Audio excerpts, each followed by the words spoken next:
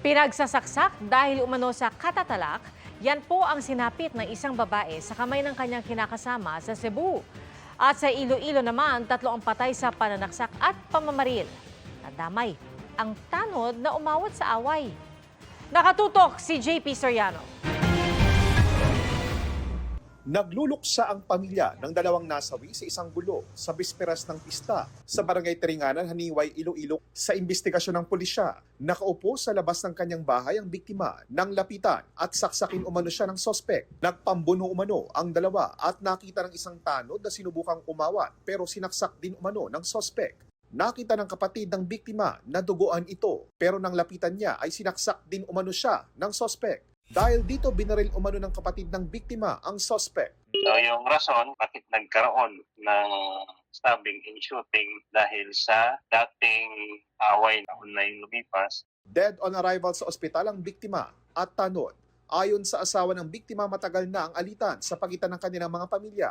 Ang hipag naman ng biktima ay giniit na ang biktima ang bumaril sa sospek at hindi ang kanyang asawa.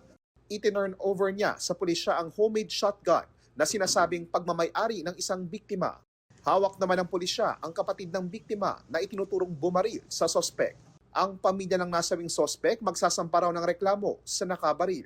Sa Bantayan, Cebu, nagpapagaling sa ospital ang isang babaeng 20 beses na pinagsasaksak ng kanyang kinakasama.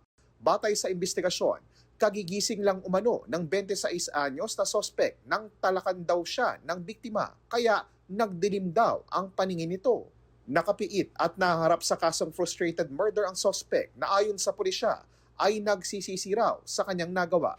Sa Kalinog, Iloilo, patay ang isang barangay tanod na pinagtulungang saksakin ng hindi bababa sa 3 lalaki. Sugatan din sa pananaksak ang 3 pinsan ng biktima.